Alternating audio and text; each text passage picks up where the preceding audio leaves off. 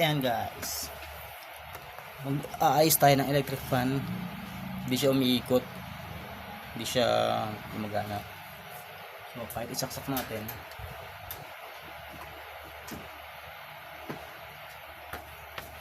ayan, ayaw gumana. So malamang ang sira nito is capacitor. So tingnan natin, turuan ko kayo kung paano magpalit ng capacitor kung ayaw gumana ng electric fan. Siyempre tanggalin natin sa saksakan, tapos buksan natin yung likod. Ito lang yung bubuksan natin.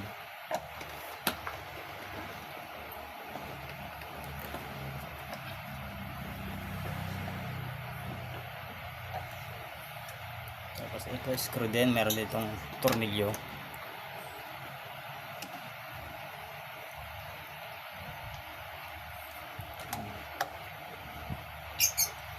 Tapos pag na loose mo na yung tornilyo, atakin mo lang yung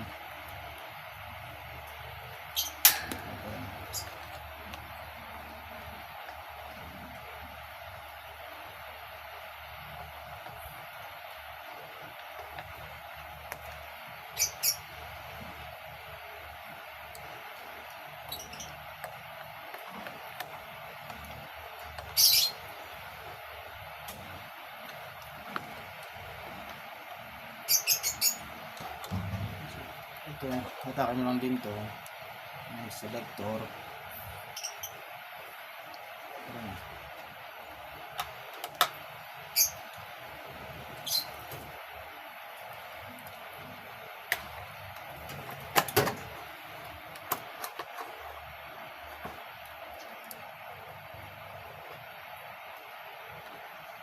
Kailangan palang tanggalin ito mga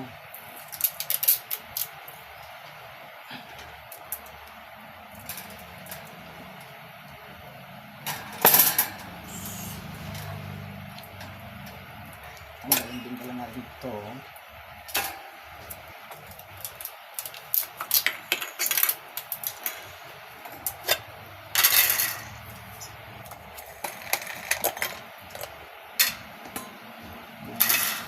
Pati itong apat na screw tanggalin natin.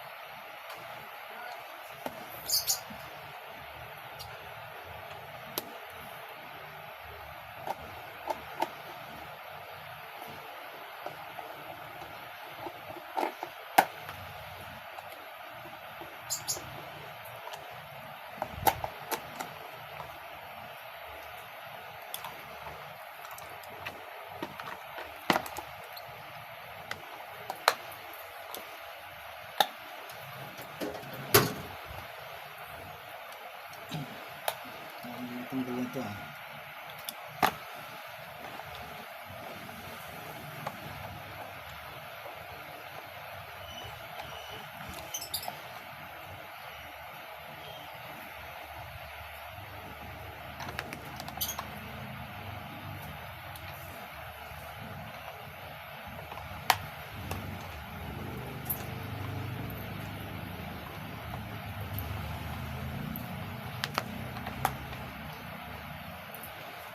Ayan, patanggalin sa ito.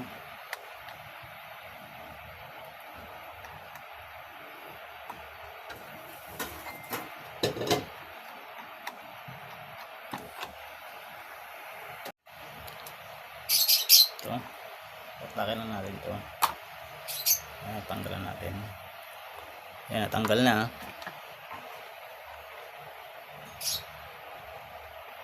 Ayan, ito yung likod ng motor natin.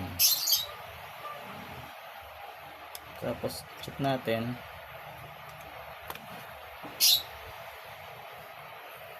Mukhang hindi naman sunog yung motor niya sa loob.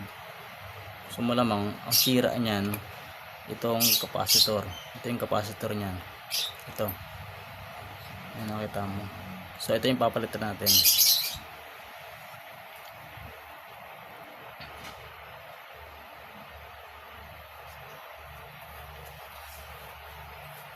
So papalitan natin yan ng parehas na value.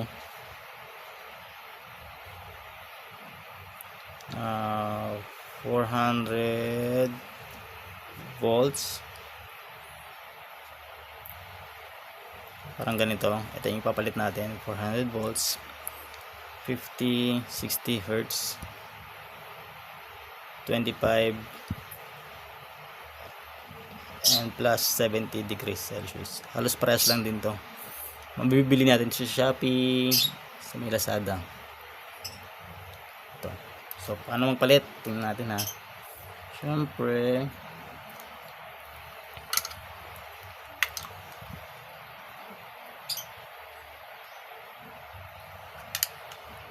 una,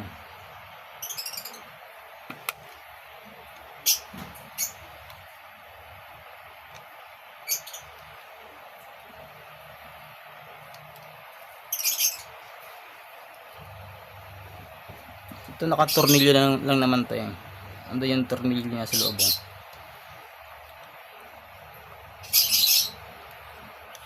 Ayan. So tatanggalin natin yan.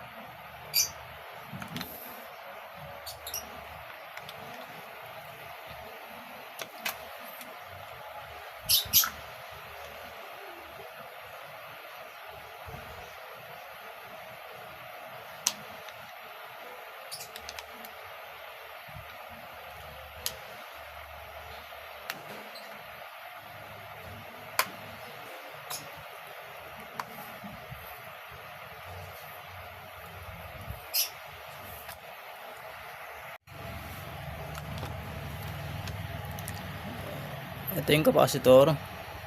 Ito yung papalitan natin. Ayan, bali ayaw niya matanggal, ayaw na matanggal sa screw, kaya hinatakta lang natin. Mamaya gawa natin ng paraan. Pero ang importante dyan, ito yung connectors. Ito yung ayan. Bali pwede naman natin siyang putulin. Wala naman siyang polarity, wala siyang negative and positive. Kahit ano dyan, pagbaligtarin mo pwede. So kahit nagunting, pwede natin putulin yan. Ayan.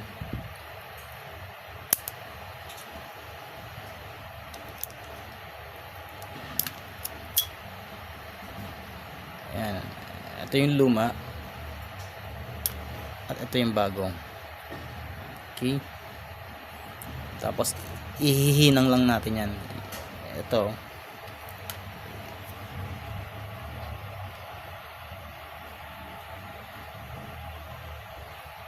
ididikit lang natin yan, yung pinagtanggalan dito. Isa dito, isa rito sa kabila. Okay, ayan, naputol na natin, nabalatan na natin yung dulo ng mga wire. Ang gagawin natin ay hihinangin natin ito. Ito yung bago, hinangin natin gamit yung soldering gun. Ito yung soldering gun, saka yung syempre dapat meron tayong soldering iron.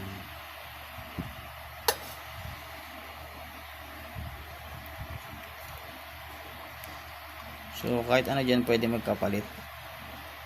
Wala naman siyang polarity. So mapapansin nyo parehas silang kulay. So kung may magkaibang kulay dyan na wire, ibig sabihin may polarity yun.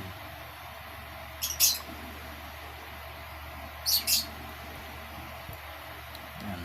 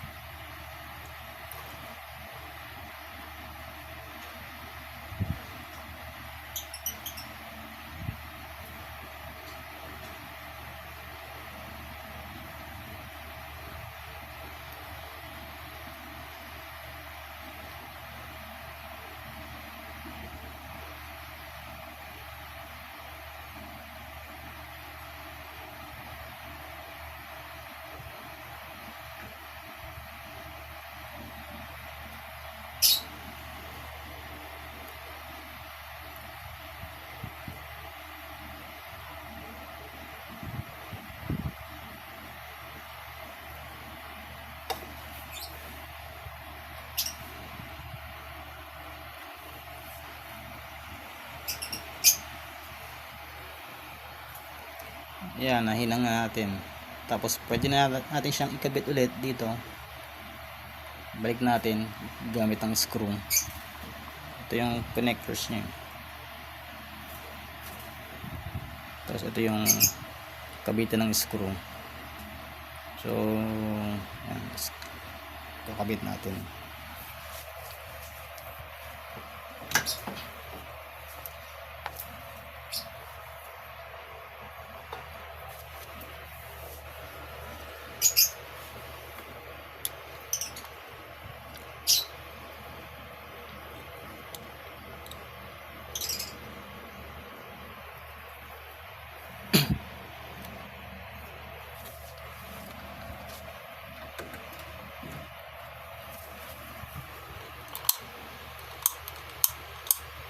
Pa rin.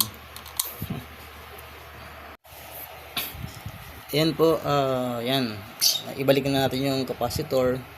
Pati yung sa likod niya, yung mga parts niya.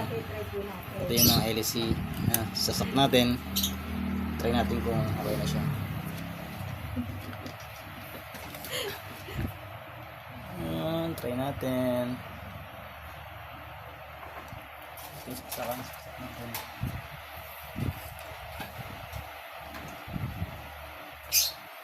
Ayan, sana gumana siya. So pihitin lang natin dito. Number 1. Ayaw. Lang, ayaw So ibig sabihin hindi yung capacitor ang may sira, pero ayaw since ayaw gumana, tapon lang to. Tapon na. Ano?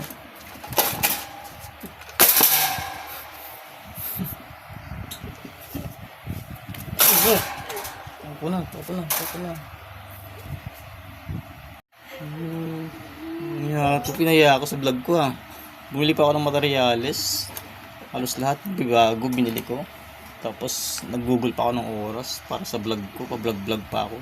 Wala rin pala no? Guys, ayos to Di, salamat sa panonood na lang. Thanks for watching. Sa junk shop na lang din mapupunta to.